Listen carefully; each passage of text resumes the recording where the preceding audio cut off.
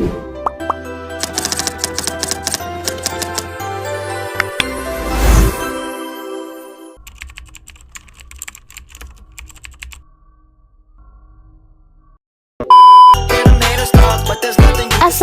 warahmatullahi wabarakatuh. Kita kelompok 2 dari kelas 11 IPA 2. Perkenalkan, nama saya Sophia Isah sebagai moderator dan editing, dan ini anggota kelompok saya, Intan, Susan, Minda, Dina, Wulan, Sumaryanti, Mutiara, Kusum, dan Ripatil. Selamat menyaksikan.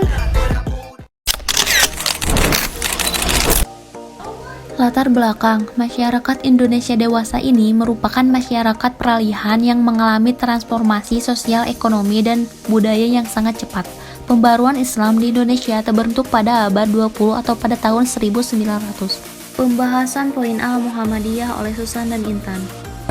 Poin A. Muhammadiyah dikenal sebagai organisasi Islam yang mencoba memperbaharui Islam.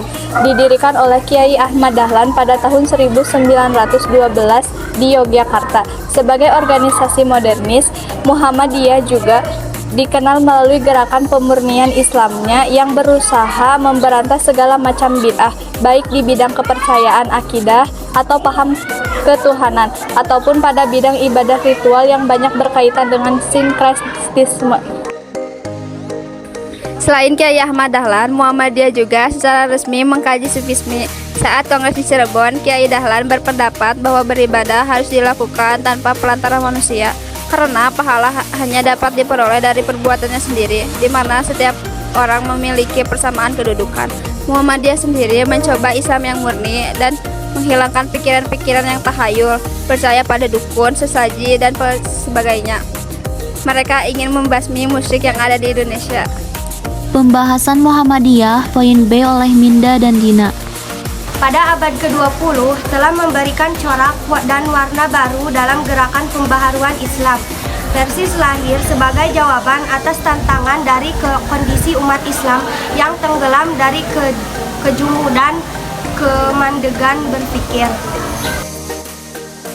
Pada tanggal 12 September 1923 bertepatan dengan tanggal 1 Safar 1342 Hijriah, kelompok Tadarus ini secara resmi mendirikan organisasi yang diberi nama Persatuan Islam Persis. Persis yang berpaham Wahabi didirikan oleh Haji Jamjam dan Haji Muhammad Yunus.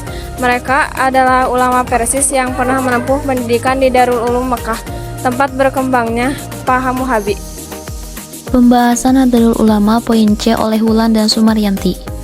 Nahdlatul Ulama atau NU lahir pada tanggal 31 Januari 1926 di Surabaya. Organisasi ini diprakarsai oleh sejumlah ulama terkemuka, yang artinya kebangkitan para ulama. NU didirikan untuk menampung gagasan keagamaan para ulama tradisional.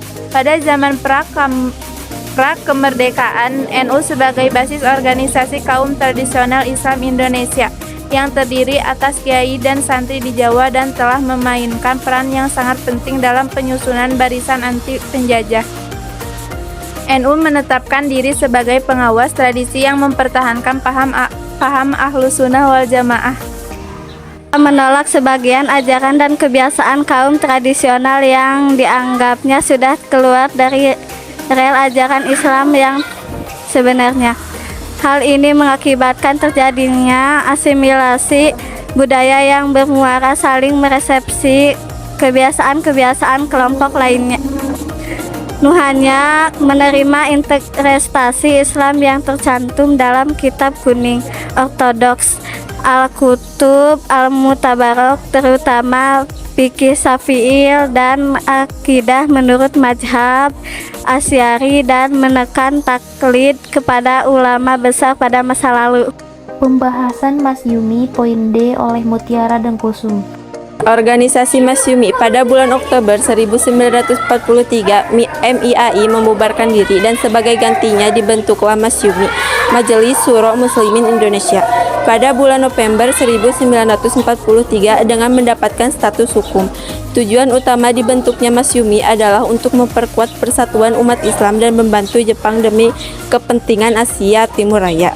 Anggota Masyumi berasal dari organisasi yang mempunyai status hukum dan individu yang mendapatkan persetujuan kantor urusan agama. Ini adalah suatu organisasi politik yang di dalamnya ada NU, Muhammadiyah, PASIS, dan sebagainya. Masyumi berdiri karena kepentingan agama.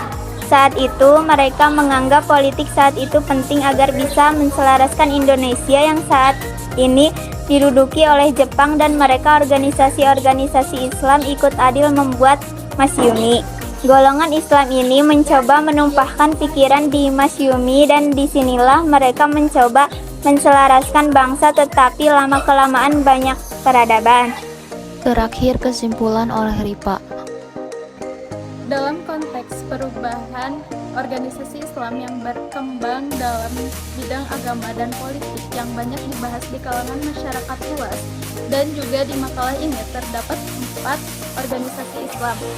Muhammadiyah dan Persis merupakan 2 organisasi kelompok modernisasi yang sangat berpengaruh dalam gerakan sosial, keagamaan, dan pembaharuan pemahaman dan pengalaman dalam ajaran agama. Sedangkan bagi NU, pembaharuan bukanlah membiarkan para kaum muda untuk secara sembrono mempertanyakan kembali ajaran-ajaran ulama besar yang sangat dihormati oleh warga NU, melainkan upaya untuk mencari dan menambah ilmu yang bermanfaat bagi kehidupan manusia secara luas. Saya Selvi Aisyah sebagai moderator mengucapkan terima kasih. Mohon maaf bila ada kesalahan. Sekian dari kami. Wassalamualaikum warahmatullahi wabarakatuh. Bye-bye.